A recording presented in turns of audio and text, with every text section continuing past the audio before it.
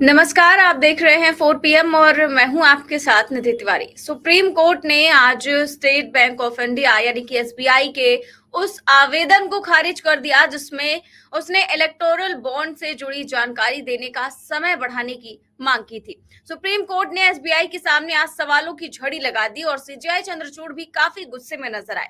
जिस तरह से हरीश साल्वे जो है वो एसबीआई की तरफ से दलीलें दे रहे थे, उस पर सीजेआई चंद्रचूड़ काफी ज्यादा भड़के और कई सारे सवाल उठाए। उन्होंने पूछा कि आपने पिछले 26 दिनों में आखिर क्या कदम उठाए हैं, आपने पिछले 26 दिनों में किया क्या, आपका आवेदन उस पर चुप क्यों है, डाटा शेयर करने में क्या दिक्कत आ रही है, और बैंक के पास तो सीलबंद लिफाफा है, ऐसे में बैंक उसे खोले और सुप्रीम कोर्ट को आंकड़ा उपलब्ध कराए। आखिर इस सब में कहां पे कठिनाई आ रही है, इतना समय क्यों लग रहा है, और आखिर 3 महीने का समय क्यों मांगा जा रहा है, कहां पर खेल करने की संभावना है। तरह तरह की जानकारियां जो है वो सुप्रीम कोर्ट ने सीधे तौर पर एसबीआई से मांगी और कहा कि आपको सिर्फ एक सील बंद लिफाफा खोलना है, विवरण एकत्र करना है और चुनाव आयोग को जानकारी देनी है।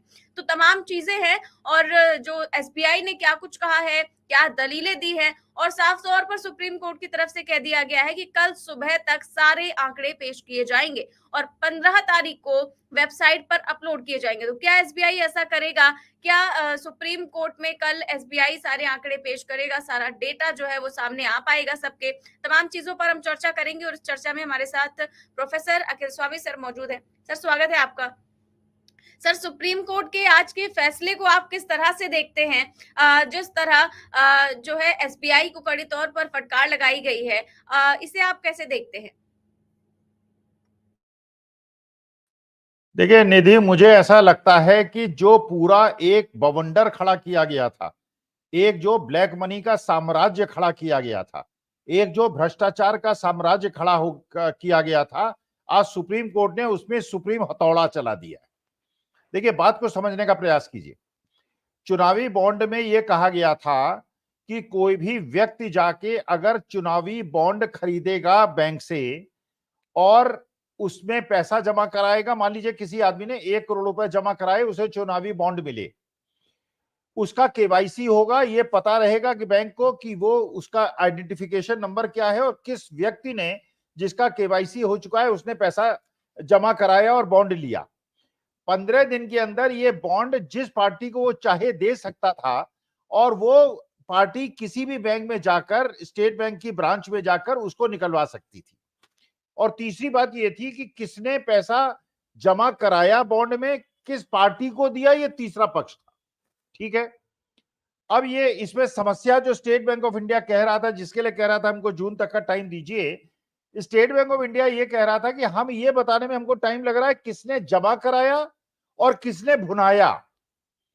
तो चीफ जस्टिस महोदय ने कहा, जो बेंच थी उसने ये कहा कि वो चीजें आप बाद में दे दीजिएगा, अभी हमको कम से कम ये बताइए जिनका आइडेंटिफिकेशन नंबर है और जिनका केवाईसी हो चुका है, ये बॉन्ड खरीदे किसने हैं और ये बॉन्ड भुनाए किसने हैं, ये मत बताइए कौन सा बॉन्ड किसने भुनाया। अच्छा, एक और मुद्दा है इसमें। नियम ये था कि 15 दिन के अंदर ये बॉन्ड जो है ये भुनाने होंगे। ये भी खबर है कि जो बॉन्ड है वो 15 दिन के बाद भी भुनाए गए हैं। कानून का उल्लंघन हुआ है। अच्छा, जो हमारे लिए सबसे बड़ी चिंता का विषय था वो ये था, क्या इसमें दाऊद इब्राहिम का पैसा है, क्या इसमें ललित मोदी का पैसा है, क्या इसमें नीरव मोदी का पैसा है, क्या इसमें एकनाथ शिंदे का पैसा है, क्या इसमें अजीत पवार का पैसा है, क्या इसमें अशोक चौहान का पैसा है।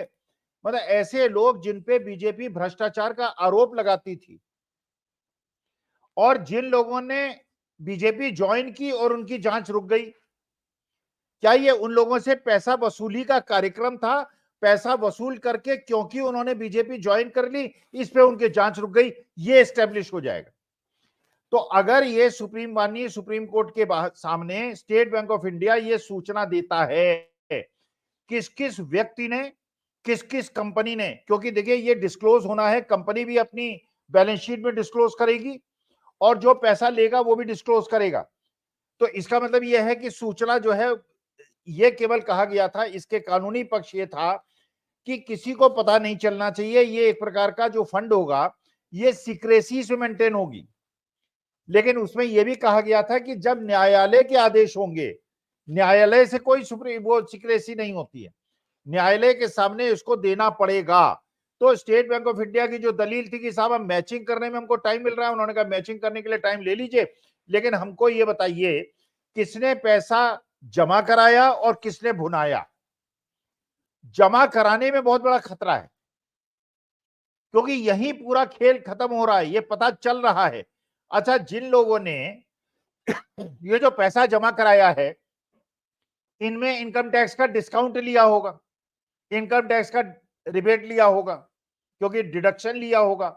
अगर उन्होंने डिडक्शन लिया है और इसको असंवैधानिक बता दिया है सुप्रीम कोर्ट ने, और ये पैसा अगर वापस करना होगा तो वो क्या पूरी प्रक्रिया जो है वो बदलेगी।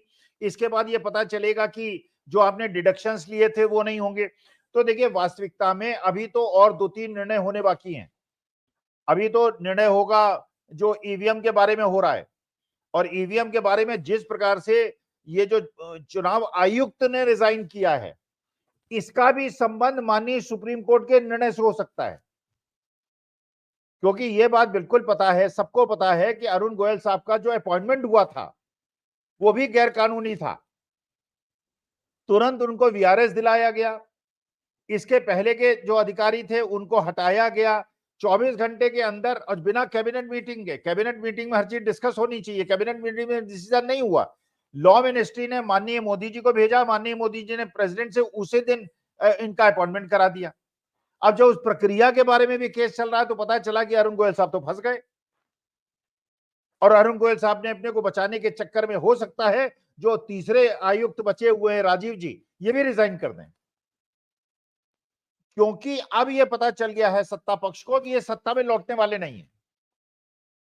और क्योंकि ये सत्ता में लौटने वाले नहीं है, इसलिए चुनाव को आगे बढ़ाना चाहते हैं। कहेंगे साहब तीनों ने रिजाइन कर दिया, हम क्या करें। इसलिए महामहिम राष्ट्रपति महोदय ने तुरंत इस्तीफा मंजूर कर लिया। जो वेस्ट बंगाल के अंदर मीटिंग हुई थी चुनाव आयुक्तों की, उसमें प्रेस कॉन्फ्रेंस में नहीं आए थे ये महोदय, गोयल साहब और राजीव जी अकेले थे। तो अकेले चुनाव आयुक्त ये भी रिजाइन कर देंगे तो होगा साहब हमें टाइम लगेगा आयोग, इसीलिए 9 तारीख को घोषणा होने वाली थी, उसको आगे बढ़ा दिया गया। फिर रिजाइन कर देंगे, फिर 2-3 महीने का टाइम मिल जाएगा। लेकिन जो लग रहा है, देखिए, गोदी मीडिया चीजों को प्रचारित नहीं कर रहा है। राहुल कसवा जो 2 बार के सिटिंग मेंबर ऑफ पार्लियामेंट हैं बीजेपी के, उनके पिताजी 3 बार के सिटिंग एमपी थे,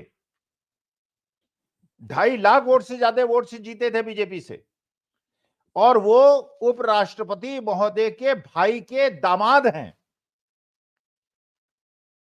उनका टिकट काट दिया, आज उन्होंने कांग्रेस ज्वाइन कर ली, तो एक सीट तो गई, चुरू की सीट तो बीजेपी से गई।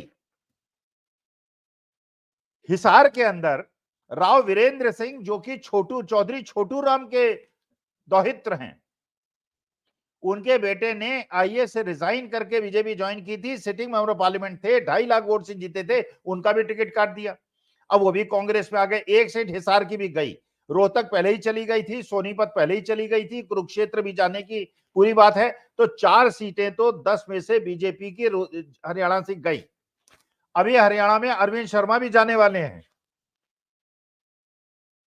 अभी 3-4 sitting member of parliament Haryana के अंदर बीजेपी। तो इसीलिए मोदी जी और ये लोग जो आज ये देख रहे होंगे ना, राहु केतु की दशा नहीं देखी होगी जिन लोगों ने बीजेपी छोड़ के कांग्रेस छोड़ के बीजेपी ज्वाइन की है, अब इन्हें लग रहा होगा यार ये तो उल्टा फंस गए। ये 150 करोड़ हमने चुनावी, क्योंकि ईडी आ गई थी दरवाजे पे, ईडी ने कहा था कि भैया ये पैसा जमा करो, बॉन्ड खरीदो, और उसके बाद जाके ये पार्टी फंड में चला जाएगा, नहीं तो तुमको अरेस्ट कर लेंगे। उन्होंने कहा ठीक है भैया 20-50 करोड़ लो, बीजेपी में हम चले जाते हैं, हमको राज्यसभा भेज दो। उसमें यूपी के भी आरपीएन सिंह साहब भी थे, और उधर अपने वो देवड़ा साहब भी थे, और अशोक चौहान साहब भी थे। तो ये सारे के सारे लोग, इनका पैसा भी गया। और अब एक बवाल और आ जाएगा कि सुप्रीम कोर्ट इसके बाद इन लोगों से ये पूछेगा, ये कोरिलेशन स्थापित कीजिए कि जिन जिन ने चुनावी बॉन्ड खरीदे वो सारे के सारे लोग कि ईडी की इंक्वायरी कैसे बंद हो गई और ये लोग बीजेपी में क्यों चले गए, और बीजेपी में जाने के बाद इनकी इंक्वायरी क्यों बंद हो गई, और जिन्होंने बीजेपी में नहीं गए उनकी इंक्वायरी अभी भी चालू है। तो ये पूरा खेल जो है ये बहुत बड़ा खेल है, और मेरे ख्याल से सुप्रीम कोर्ट ने जो हथौड़ा हम देखते थे ना कोर्ट में हथौड़ा चलाते, आज बड़ा जबरदस्त हथौड़ा इनकी खोपड़ी में मारा है। बिल्कुल सर, लेकिन जब सुप्रीम कोर्ट ने केवल कल तक का वक्त दिया है कि कल हमें किसी भी हालत में ये सारे आंकड़े चाहिए, तो जब एसबीआई जो है वो 26 दिनों में नहीं ला पाया, जो कि कहा जा रहा है कि साफ तौर पर बहानेबाजी की जा रही है कि वो कोडिंग में है, हमें डिकोडिंग करनी है और तमाम तरह की जानकारियां, जबकि सब कह रहे हैं कि ये कुछ घंटों का काम है। तो क्या लगता है कि कल एसबीआई ये सारे आंकड़े पेश करेगा? और अगर कर देगा तो तब सुप्रीम कोर्ट तो ये सवाल पूछेगा ही कि आपने 26 दिन में तो नहीं किया, अब कल एक दिन में कैसे कर दिया? नहीं, अगर स्टेट बैंक ऑफ के सीएमडी जो हैं उनको खुद पेशी में बुलाना चाहिए। वो जो साल्वे साहब हैं उनके थ्रू पेशी नहीं होनी चाहिए। Chairman MD state bank of India को पूरे बोर्ड ऑफ डायरेक्टर्स को बुलाना चाहिए और उस डायरेक्टर को भी बुलाना चाहिए जो बीजेपी की कॉर्पोरेटर थी और इंडिपेंडेंट डायरेक्टर बन के बैठी हुई है, full time director, independent director नहीं, फुल टाइम। उनको सबको अरेस्ट कर लेना चाहिए कल तक न दें तो। देखिए प्रश्न यह है, स्टेट बैंक ऑफ इंडिया में कितने एम्प्लॉइज हैं? लाखों एम्प्लॉइज हैं और अगर फिजिकली उसको कैरी करके भी पैदल भी ले जाना है तो भी 2 दिन के अंदर इंफॉर्मेशन आ सकती थी। अगर आप लगा दीजिए ना 1,000 आदमियों को, जब आपने नोटबंदी की थी बिना सोचे समझे, रात को 8 बजे अनाउंस कर दिया नोटबंदी, स्टेट बैंक ऑफ इंडिया और सारे बैंकों के अधिकारी कोविड उसमें मर गए, काम कर करके उनको ब्लड प्रेशर हो गया, हार्ट अटैक्स हो गए, इसलिए कि रात को 12 बजे तक काम करना पड़ा। पूंजीपति तो आते थे पीछे के दरवाजे से अपना काला धन जो है चेंज करा के चले जाते थे और हम जैसे मध्यम वर्गीय और गरीब लोग और माननीय मोदी जी की माता जी वो लाइन में लगते थे 5,000 और 10,000 रुपए चेंज। मैंने भोगा है, मैं भी लाइन में खड़ा हुआ हूं और पता चलता था 2,000 के नोट मिलते थे, ऐसा मिलता था जैसे 15 लाख मिल गए जो मोदी जी ने कहा था, जबकि हमारे ही नोट थे, हम ही बदल रहे थे, हमारे ही नोट वापस लिए थे। खुशी ऐसी होती थी। अच्छा, जब मैं अपने कमरे की तरफ जाता था, उस समय मैं यूनिवर्सिटी में था, स्टूडेंट्स आ जाते थे कि सर ऐसा है, एक नोट हमारा बदल दीजिए। अरे यार, मैंने कहा यार 2 घंटे लाइन में लग के मैंने ये नोट चेंज कराए हैं, तो भैया खुद जाके लाइन में लगो। लेकिन एक बार दया खाया, मैंने किसी के 2 नोट चेंज भी कर दिए इसी चक्कर में। रोज जाके लाइन में लगता था मैं अपनी एमआईटी यूनिवर्सिटी के, वहीं पे मेरा ओरिएंटल बैंक ऑफ कॉमर्स था, उसी में जाके लाइन में लगता था। तो कितना सताया है लोगों, पूरा स्टेट बैंक उस समय कोई आपने चिंता नहीं, बैंक कैसे करेगा। अरे 1.5-2 लाख एम्प्लॉइज हैं, 1,000 एम्प्लॉइज, 22,000 एंट्रीज है ना, 22,000 एम्प्लॉइज लगा दीजिए और 22,000 एम्प्लॉय, एक एक एम्प्लॉय एक एक एंट्री देखे तो भी 1 घंटे में आ जाएगा। फिर हवाई सवाल ये जहाज में भी है उड़े। कि वो कह रहे हैं कि हमारे मुंबई स्थित उसमें है जो एसबीआई है, जो महाराष्ट्र में है उसमें है। तो फिर ऐसा ना हो कि कल रात तक आग वाग लग जाए उसमें। नहीं नहीं, आग भी ये हो सकता है, जैसे मध्य प्रदेश के अंदर आपने देखा वो शिवराज सिंह चौहान की जो फाइलें थी, जो घोटाले की फाइलें थी, वो जल गई। हो सकता है वो, लेकिन अब इसके लिए तो अब क्या किया जा सकता है, वो कह देंगे कि साहब वो आग लग गई, हम क्या करें फिर। लेकिन स्टेट बैंक ऑफ इंडिया के सीएमडी को और सारे बोर्ड ऑफ डायरेक्टर्स को और एमडीज को, ये एक्सटेंशन वाले जितने लोग हैं, इनको अगर सुप्रीम कोर्ट वहीं से जेल भेज दे तो जितने भी ये सरकारी उपक्रमों के अधिकारी हैं, इनको सबक मिलेगा कि अगर आप देश हित में काम नहीं करेंगे, जनता के पैसे पे आप ये जो आपकी दादागिरी चल रही है, ये आप नहीं करेंगे और अपने संवैधानिक कर्तव्यों का निर्वहन नहीं करेंगे तो जेल जाएंगे और चक्की पीसिंग इनके होनी चाहिए। ये चाहे वो हो ना, हम लोग वो नहीं कि अजीत पवार वाली चक्की पीसिंग, अजीत पवार को चक्की पीसिंग करते हुए अपने पार्टी में मिला लिया। इनको हमको देखना है, हम वीडियो देखेंगे कि ये चक्की स्टेट बैंक ऑफ का सीएमडी जो है चक्की पीस रहे हैं कि नहीं पीस रहे हैं। क्योंकि देखिए ये मेरा पैसा है बैंक के अंदर, ये इनके घर का पैसा नहीं है, मेरी इसमें पैसा लगा हुआ है, मेरी आस्था है। एलआईसी हो गया, स्टेट बैंक ऑफ इंडिया हो गया, चुनाव आयोग हो गया, इसमें मेरी आस्था है, मेरा राष्ट्रहित इसके साथ जुड़ा हुआ है। अगर मेरे पैसे के साथ ये खिलवाड़ करते हैं तो मैं इनसे जवाब मांगूंगा और ये कहूंगा कि अगर मेरे से इन्होंने ट्रस्टीशिप नहीं की मेरे पैसे के साथ तो इनको जेल भेजना चाहिए।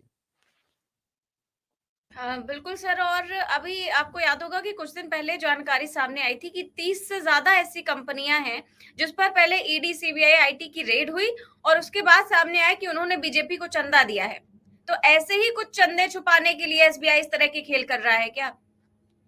नहीं नहीं, ये उससे भी आगे बड़ी बात हो सकती है निधि। मुझे जो शक है, और मैं बड़े इत्मीनान से एक एक एंट्री देखूंगा, मुझे शक है इसमें कहीं दाऊद इब्राहिम और ये नीरव मोदी और ललित, अरे ललित मोदी और नीरव मोदी को वापस क्यों नहीं लेके आए?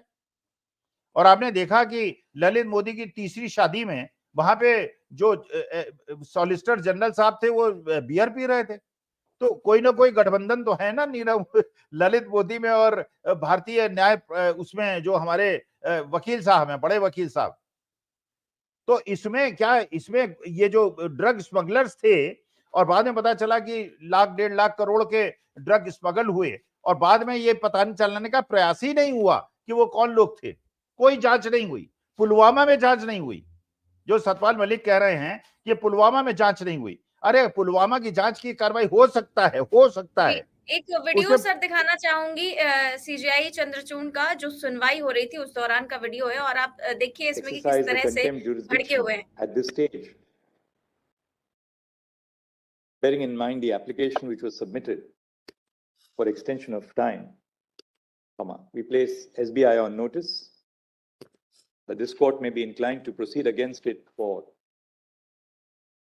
willful disobedience of the judgment if SBI does not comply with the directions of this court as set out in its judgment dated 15 February 2024 by the timelines indicated in this order.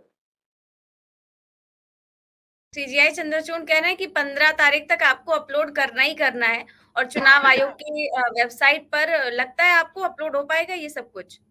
अरे नहीं upload होगा। देखिए एक application और थी, एक contempt की application भी थी।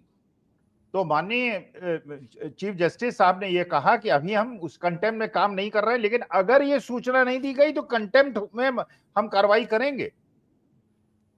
तो मेरे ख्याल से जो उनका आज ये दिखा है, जो उन्होंने भारतीय संवैधानिक जो हमारे बाबा साहब भीमराव अंबेडकर का संविधान है उसकी रक्षा करने के लिए जो सुप्रीम कोर्ट ने आज पूरे हिंदुस्तान की इज्जत पूरे विश्व में बढ़ाई है, उन्हें हमें सैल्यूट करना चाहिए, उन्हें प्रणाम करना चाहिए। और इस प्रकार से लोकतंत्र की हत्या होने से भी बचा लिया है। और ये जो ब्लैक मनी जनरेशन, मैं ये सोच रहा था निधि कि मेरे को 10 साल पहले 15 लाख देते थे, ये क्यों नहीं पैसा मिला? अरे मुझे मिलने के बजाय वो इन्होंने बीजेपी वालों ने ले लिया और कार्यालय बना लिया हर शहर में, 5 स्टार कार्यालय बने। हिंदुस्तान के हर शहर में 5 स्टार कार्यालय हैं, उसमें गेस्ट रूम्स बने हुए हैं, उसमें एसी चैम्बर्स बने हुए हैं, उसमें खाना पीना बिल्कुल मुफ्त में होता है, सब कुछ होता है। तो हमारी देश की जनता सोच रही होगी सारे लोग कि हमें 15 लाख क्यों नहीं मिले, क्योंकि ब्लैक मनी जो था, जो मेरे पास आना था निधि, तुम्हारे पास आना था, तुम्हारे घर में आना था, वो बीजेपी के चंदे में चला गया और सारा ब्लैक मनी वहीं चला गया। तो ब्लैक मनी का जनरेशन आज माननीय सुप्रीम कोर्ट ने देश का, आज मेरा सर इतना गर्व से ऊंचा हो गया है और पूरे विश्व में भारतवासी ये गर्व से अपना सिर ऊंचा करके उठेंगे। और अगले 10 दिन के अंदर मुझे ऐसा लगता है, अभी 2-3 और मसले फंसे हुए हैं माननीय सुप्रीम कोर्ट के उसमें, और ये बेंच का फैसला है और नहीं करेंगे, every director in the board of state bank of India should be arrested. और इनको कहना चाहिए कि जब बेटा ये कागज दे दोगे और उसके बाद तुम्हें छोड़ेंगे नहीं तो तुम्हें छोड़ेंगे नहीं, जाओ जेल के अंदर रहो। जी बिल्कुल सर, एक ट्वीट है राहुल गांधी का इस समय आया है, मैं वो पढ़ना चाहूंगी। और इसमें साफ तौर पर जो है वो लिखा गया है कि नरेंद्र मोदी के चंदे के धंधे की पोल खुल गई है, और पोल खुलने वाली है, और 100 दिन में स्विस बैंक से काला धन लाने का वायदा कर सत्ता में आई सरकार अपने ही बैंक का डेटा छुपाने के लिए सुप्रीम कोर्ट में सिर के बल खड़ी हो गई है। इलेक्टोरल बॉन्ड्स भारतीय इतिहास का सबसे बड़ा घोटाला साबित होने जा रहा है, जो भ्रष्ट उद्योगपतियों और सरकार के नेक्सस की पोल खोलकर नरेंद्र मोदी का असली चेहरा देश के सामने लेकर आएगा। और क्रोनोलॉजी जो है वो स्पष्ट है, चंदा दो धंधा लो, चंदा दो प्रोटेक्शन लो, और चंदा देने वालों पर कृपा की बौछार और आम जनता पर टैक्स की मार। यही है भाजपा की मोदी सरकार। निधि देखिए, एक माननीय सुप्रीम कोर्ट को और निर्णय लेना चाहिए। ये जैसे चुनाव आयुक्त ने रिजाइन किया है, और राजीव अग्रवाल भी हो सकता है 2-4, और राजीव जी के बारे में जो बताते हैं लोग, मेरठ के रहने वाले हैं, कि इनका पूरा पारिवारिक पृष्ठभूमि वो संघी पृष्ठभूमि है, जब बताते हैं, मुझे नहीं पता, मैं उनकी कोई मानहानि नहीं कर रहा, संवैधानिक पद पे बैठे हुए हैं, लेकिन जो लोगों ने मुझे बताया वो मैं पूछ रहा हूं, अगर किसी को पता हो तो बता दे। ये जो 5 जजेस की बेंच ने निर्णय लिया था और इसमें माननीय सुप्रीम कोर्ट के चीफ जस्टिस इस कमेटी में थे और प्राइम मिनिस्टर थे और लीडर ऑपोजिशन थे। उसको अध्यादेश के माध्यम से बदल के जो एक मिनिस्टर बनाया गया है, इसको भी स्टक डाउन करना चाहिए सुप्रीम कोर्ट को, माननीय सुप्रीम कोर्ट को, क्योंकि हो सकता है ये कल जय शाह को, अमित शाह जी के पुत्र जो बीसीसीआई के जनरल सेक्रेटरी हैं, और जो वो मसीह साहब हैं चंडीगढ़ वाले, चंडीगढ़ फेमस वो मसीह साहब जो निशान लगा रहे थे, उन दोनों को कहीं इलेक्शन कमिश्नर ना बना दें। जी सर, और मोदी जी बहुत ज्यादा इन सब चीजों को लेकर, घोटाले को लेकर काफी ज्यादा बातचीत करते हैं कि पिछली सरकार में ये घोटाला हुआ, वो घोटाला हुआ, तमाम तरह की जो है निकालते तो है, तमाम तरह के घोटालों की बात करते हैं, लेकिन जांच नहीं करवाते। और अब ये कहा जा रहा है कि ये सबसे बड़ा घोटाला आज तक का साबित होगा। क्या आपको लगता है ऐसा कि मोदी सरकार इससे बहुत बुरा फंसने वाली है चुनाव से पहले, अगर ये सारा डेटा सामने आ गया तो? निधि, खबरें तो तब खोलेंगी जो ये नोटबंदी हुई थी, वो भी सबसे बड़ा घोटाला था। नोटबंदी लाखों करोड़ों का घोटाला था, उसमें भी कोई कैबिनेट की मीटिंग नहीं हुई थी। रिजर्व बैंक ऑफ इंडिया का विशेषाधिकार होता है मॉनेटरी पॉलिसी पे डिसीजन लेना, फिस्कल पॉलिसी पे डिसीजन लेना government of India ministry of finance का अधिकार होता है। आरबीआई को निर्णय लेने के बाद सूचित किया गया, 2 घंटे के अंदर उनसे स्वीकृति ली गई, कैबिनेट मीटिंग नहीं हुई, और उसमें अपने पूंजीपतियों को ये सूचना दे दी गई थी। उन्होंने लैंड खरीद डाली, सोना खरीद डाला, पैसे को चेंज कर लिया और अपोजिशन के पैसे फंस गए। इसलिए नोटबंदी भी 4-5 लाख करोड़ का घपला था, और ये भी एक घपला है। पिछले 10 साल में केवल घपलेबाजी के अलावा, ब्लैक मनी जनरेशन के अलावा, इसीलिए अडानी जी को सारी संपत्तियां बेची गई, क्योंकि अडानी जी के रुपए आए, उससे इन्होंने सब हेरफेर किया, लोगों के मतों को खरीदा, बड़े बड़े जो पूंजीपति थे उनको खरीदा, जो ब्लैक मार्केटर्स था खरीदा, नीरव मोदी, ललित मोदी को देश से भगाया, मेहुल चोकसी को भगाया। ये सारी कार्रवाई केवल ब्लैक मनी का है। माननीय सुप्रीम कोर्ट ने जनहित में देश के संविधान को बचाने का जो आज काम किया है, ये बहुत, it will go a long way in the democratic history of India. बिल्कुल ठीक बात कह रहे हैं सर, और लेकिन बिल्कुल भी ऐसा नहीं लगता है कि एसबीआई इस बात की जानकारी देगा। वहीं आपको क्या लगता है, जो चुनाव आयुक्त ने इस्तीफा दिया है, वो तो मोदी सरकार के काफी चहीते माने जाते थे, क्योंकि उनकी नियुक्ति, जैसा कि आपने बताया, कि काफी विवादों में रही थी, तुरंत उन्हें वीआरएस दिलवाकर नियुक्ति करवाई गई थी। तो आखिर क्या हो गया केवल इतने दिनों में कि उन्होंने इतनी जल्दी इस्तीफा देने का फैसला कर लिया? और आपको क्या लगता है कि अब नया चुनाव आयुक्त जो है बनाने के लिए मोदी सरकार क्या कुछ कर सकती है, और किससे बनाया जा सकता है? नहीं, मैंने जैसे बताया ना, हो सकता है जय शाह जी को बना दिया जाए। अमित शाह जी के बेटे जो बीसी अब 34-35 साल के हैं, टेक्सटाइल इंजीनियर हैं, और हो सकता है उनको इलेक्शन कमिश्नर बना दिया जाए। हो सकता है जो मसीह साहब थे चंडीगढ़ वाले, जो सुप्रीम कोर्ट ने जिनको कहा कि इनमें क्रिमिनल वो कार्रवाई करो। देखिए, बड़ी अब देखना पड़ेगा। अभी इन्होंने इसलिए मेरे ख्याल से अरुण गोयल साहब को जो रिजाइन करवाया है, इसलिए करवाया है कि जिससे इलेक्शन को पोस्टपोन किया जा सके, क्योंकि माननीय मोदी जी को पता चल गया है 400 पार तो छोड़िए, 100 पार नहीं हो रही है। और इस खुलासे के बाद, और स्टेट बैंक, आपने कहा स्टेट बैंक ऑफ इंडिया हो सकता है जानकारी ना दे, कैसे नहीं जानकारी देगा? कैसे भाई? सुप्रीम, यही तो कहा था स्टेट बैंक ऑफ इंडिया ने, हमें मिलान करने में परेशानी हो रही है। अरे केवाईसी, पैसा देने वाले के भी केवाईसी है और भुनाने वाले का भी केवाईसी है। एक एक आदमी को एक एक बॉन्ड की अगर कोरिलेशन कराने की भी जिम्मेदारी दे दी जाए एक आदमी को, केवल 22,000 लोगों की जरूरत है, और स्टेट बैंक ऑफ इंडिया में 22,000 लोग हैं, लाखों लोग हैं, 22,000 तो छोड़िए। अगर उनके यहाँ रीजनल जो उनके ब्रांच मैनेजर्स होते हैं, एजीएमसी उनके यहाँ हजारों होंगे, एक एक एजीएम को एक एक बॉन्ड की जिम्मेदारी दे दीजिए, 1 घंटे में इंफॉर्मेशन आ जाएगी। जी सर, एक और वीडियो सामने आया है, वो भी हम आपको दिखाना चाहेंगे। CGI I'm sorry, Chandrachud Malad. ने जो सुनवाई कर रहे थे उस पर। Whatever you are doing under the directions of the highest court of No, the no, no, Malad. If I make a mistake, if I say Mr. X got it instead of Mr. Y got it in a hurry to give the numbers, I could create havoc there, Malad, No, because as we ultimately. as we take it, Mr. Salvi, you are accepting that there's no difficulty in giving names of the donors who purchased the bonds and the amount they purchased the bonds. you have got no difficulty in giving details of the political parties who have purchased the particular bonds. The only difficulty is matching the purchased bond with that. But 26 days, you must have carried out at least some, say, 10,000 bonds you have been able to collate, 5,000 bonds you have been able to collate. Quite frankly, what I saw, they were struggling with it. They were making charts which we saw were not matching. I'll tell you what has happened. No, I'll tell you candidly what has happened. If I'm not mistaken, it was pointed out to us that the bonds had some number which Yes. under some instrument they were able to. Yes. But that number, That's all has to be done. that number is not to be found in the application for purchase or in the first set of documents. The problem is that number, when number was generated, that number has been scrambled and put elsewhere, and that number has been kept secret. Number putting that will require tracing it into each transaction. At the stage of the interim order, and I'm saying what happened at that time, the kind. देख रहे हैं sir किस तरह के बहाने बनाए जा रहे हैं हरीश साल्वे द्वारा, जो कि सरकार के हर फैसले के पक्ष में ही वो वकालत करते हैं। और अब आखिरकार आपको कैसे लगता है कि एसबीआई ने उन्हें कैसे अपॉइंट किया? वो तो काफी महंगे वकील हैं। नहीं, खैर स्टेट बैंक ऑफ इंडिया के पास फंड्स बहुत हैं। हमारे लूटे हुए पैसे ही तो स्टेट बैंक ऑफ इंडिया के पास हैं। हम जैसे लोग जो है गरीब लोग पैसा जमा कराते हैं और पूंजीपति पैसा लेते हैं।